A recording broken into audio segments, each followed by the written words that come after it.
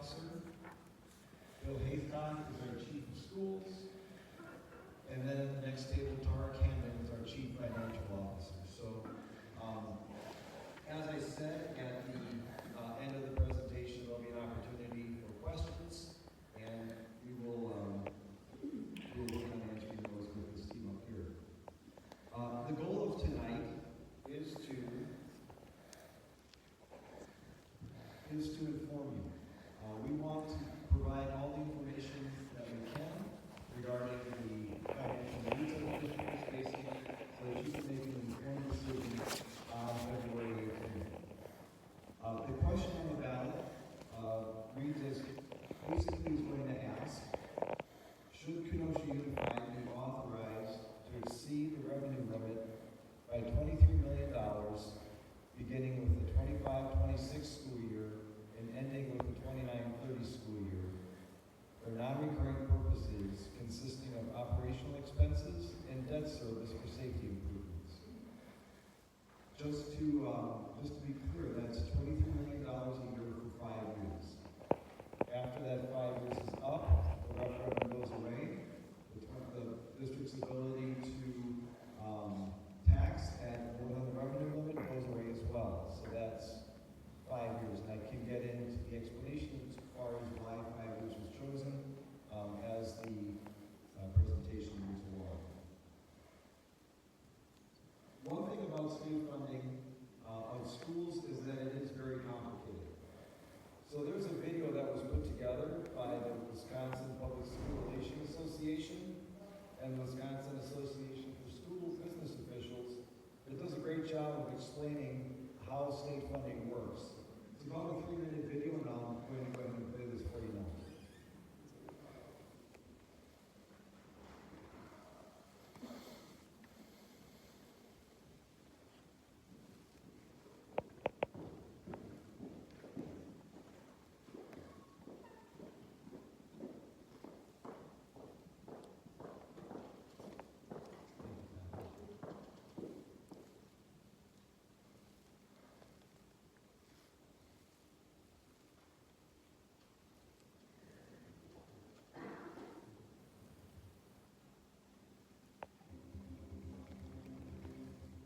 Our public schools are the cornerstone of our community.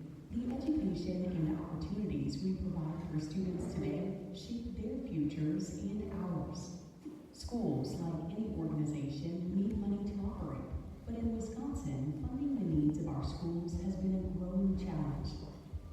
State policy limits how much school districts can spend. The vast majority of school funding comes from a combination of state dollars and local property taxes. It's called the revenue limit, and it acts as a cap per student that school districts can spend each year. Even if school costs go above this level, schools can't spend any more than this limit. From 1994 to 2009, these revenue caps were adjusted for inflation, which meant they helped schools keep up with ongoing needs. But since 2010, the resources districts need to survive have fallen farther and farther behind the basic costs to operate our schools. By the end of 2025, the revenue limit will have fallen more than $3,300 per student behind inflation. With a district of 1,000 students, that's a decrease of more than $3 million. What's more, each district has a different revenue cap, and these caps are not tied to the needs of the students or the cost to the schools that serve them. Our job as a school district is to make sure all of our students have access to the exceptional educational opportunities we provide, no matter what their needs when they walk through our doors. But state funding falls short of what it costs to meet the specific needs of many of our students. When that happens, we have to use money from our general fund to cover the difference, which means taking dollars from other important needs. The largest portion of our budget goes towards staffing. Our people are the heart of our schools. Without enough educators who instruct, support, and inspire learning, schools can't provide the lessons, programs, and opportunities our students deserve. Other important budget items include curriculum, technology, transportation, operations, and maintenance. School districts work hard to balance their budgets. Yet resources for schools have been shrinking year after year since 2010.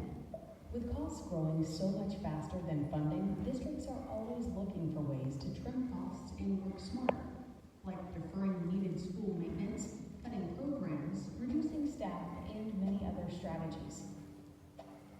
But schools can only cut so much before they start to harm educational opportunities for their students. To maintain class sizes, keep up with rising costs, take care of school buildings, and protect high-quality instruction, many districts have turned to their community to help fill the state-imposed funding gap. Since the arrival of revenue limits, over 80% of school districts have done so by asking local voters to raise their caps through an operating referendum. Most have used the option multiple times. Our children don't have time to wait for state policymakers to fix the school funding system. By putting the needs of our students first, we are investing in their potential and the future of our whole community. Strong schools make strong communities where families want to move and stay. Learn more about school finance in Wisconsin by visiting our websites.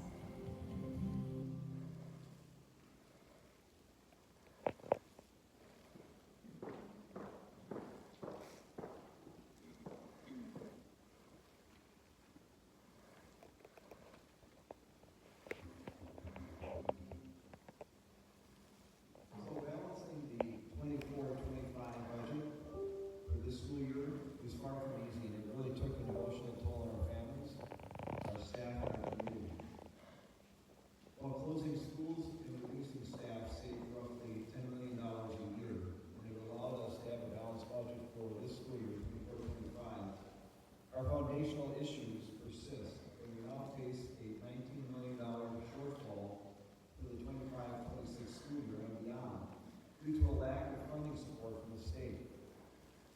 Had these changes, with right-sizing not occurred, the projected shortfall for 25-26 would have been closer to $30 million.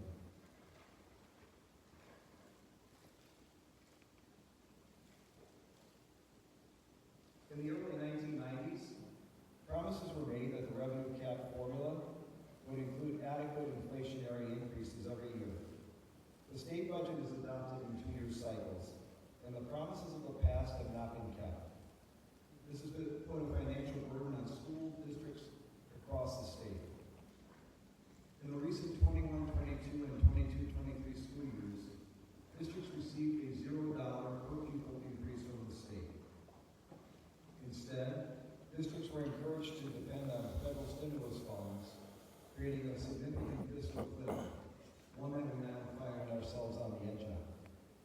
So during that time, in 21, 22, and 22, 23, money was given from the federal government, one-time money. We were told to use that one-time money to fund operations. That money has run out, and that's why we're facing a fiscal cliff now. Had state funding kept pace with inflation, KUSD would have an additional $31 million available in its budget, and an operational referendum would not be necessary.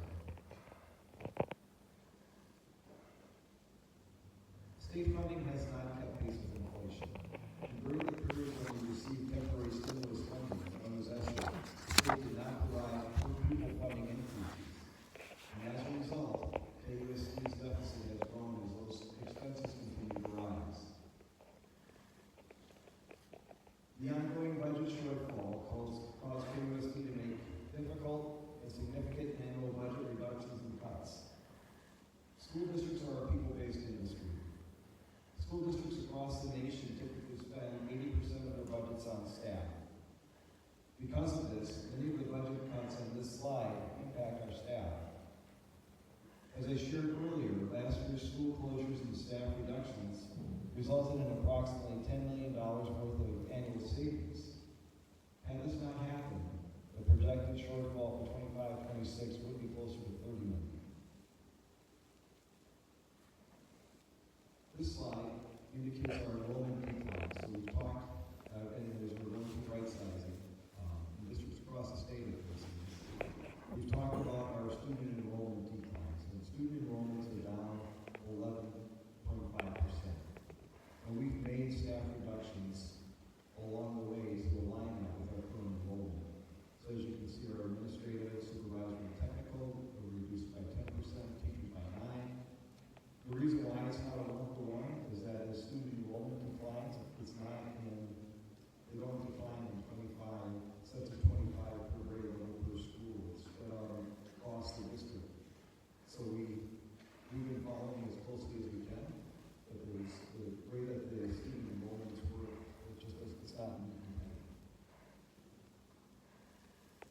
We also take great pride in our financial stability over the years.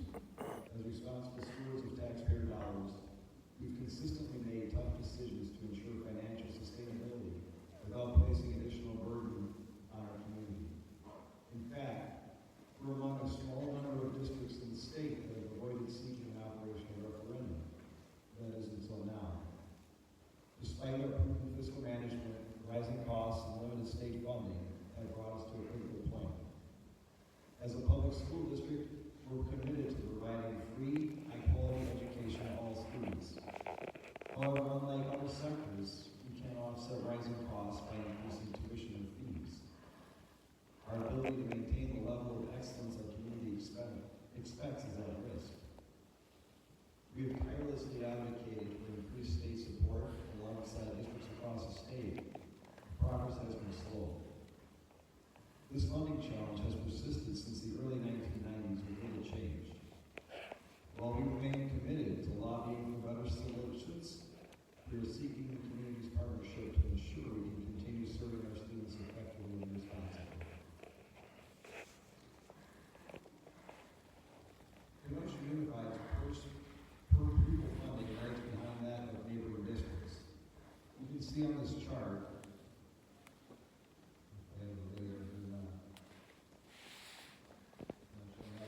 Kenosha's on the far left. Our per pupil expenditure we're allowed to spend for educating students in Kenosha is at $11,349. Other districts across the state on the far right, you can see Madison at $14,741. So students in Madison, the way this is computed, if you take the 18,500 students that we have, we get to multiply that by 11,394. Had the students been in Madison, that would have been multiplied by 14,741. Without additional funding, we are in danger of falling further and further behind our neighbors. Madison and Milwaukee in this area, if you notice, they've also just passed operational referendum questions. Both districts did, so their number on the per pupil spending is going to be higher. These are just our latest figures. They're going to bring that in. Another point that I'd like to share with you is the third bar from the right is the Wisconsin Parental Choice Program. Private schools serving grades 9 through 12 receive $12,731 per student, which is $1,382 more per student than Kenosha Unified receives. And in addition, we must provide transportation and special education services to all private school families regardless of their voucher participation. And these costs further highlight the strain put on public schools. For these reasons, Kenosha Unified is seeking our community support on Tuesday, February 18th, for a $23 million referendum question. This issue is not unique to Kenosha. In 2024 alone, 147 operational referendums were proposed by Wisconsin school districts. Just to put that in context, in Wisconsin there are 421 public school districts. There are also two types of referendums. There's a capital referendum, which is to build typically a new building, and an operational one, which is to run the school district. So in 2024, 147 out of those 421 districts had to go to operational referendum, over a third.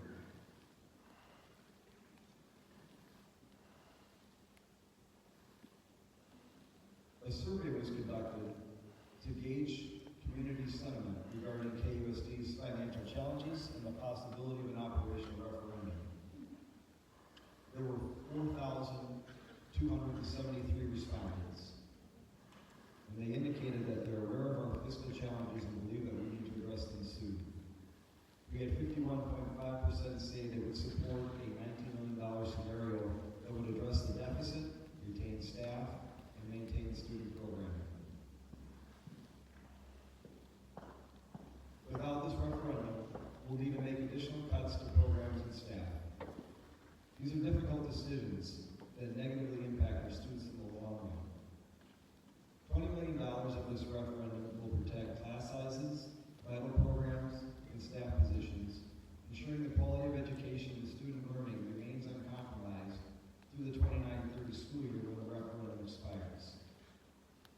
We cannot implement and meet our district goals and help our students achieve success if we're cutting staff and programs that support this important work.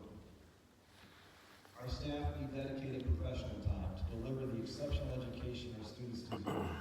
By investing in their ability to effectively plan and teach, we ensure our students achieve higher levels of success and readiness for the future.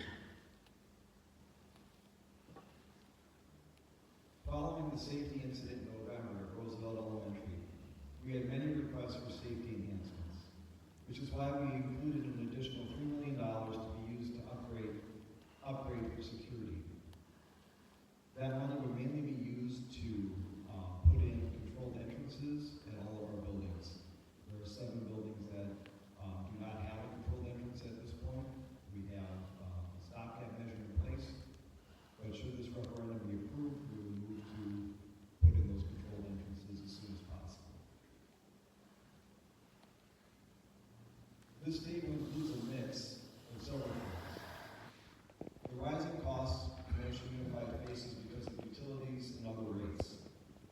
The reabsorption, I did talk about the ESSER funds earlier, that federal money was used to cover such things as facilities, curriculum, and technology funds.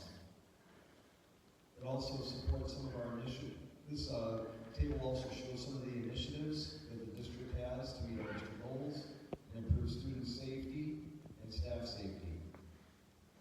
The figures for the budget shortfall and safety needs have been rounded to provide a general overview to the community.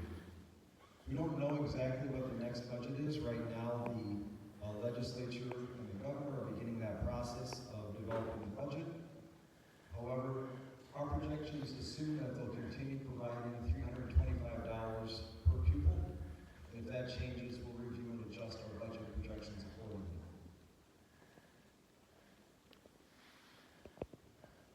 This slide shows the overall impact on our taxpayers, and it varies based on home values, but it gives a general idea of the overall impact. So this really equates to $1.25 for $1,000 in home value. The average home value in the city of Kenosha is $225,000, so this would be an extra $313 per year of property tax. We also have a estimator, property tax estimator, that's located at KUSD.edu/referendum. You can plug in your assessed value, and it will give you your property tax estimate. The increase. So what's the cost of inaction if our community does not support the referendum? If the referendum doesn't pass, we'll have to make even more very challenging decisions. We stated earlier that staffing is the greatest expense the district has. Cuts to staffing will cause increased class sizes, reduced classes offerings too, as we have to consolidate some of our class offerings, reduce budgets. Some of the other decisions would impact our competitive ability to attract and retain the best teachers. The number one, the best strategy to increase student learning is to have an excellent teacher. Pay freezes to all staff will really hurt our ability to remain competitive. Other districts around us are passing their referendum. We would also be foregoing our safety upgrades and the having professional time, the additions that we're looking at. So maintaining the programs currently offered and preserving manageable class sizes are crucial for ensuring the quality of education for our students. These programs provide students with opportunities to explore their interests, develop critical skills, and engage in meaningful learning experiences. Similarly, manageable class sizes allow educators to provide individualized attention, build strong relationships with students, and address diverse learning needs effectively. Together, these elements create an environment where students receive the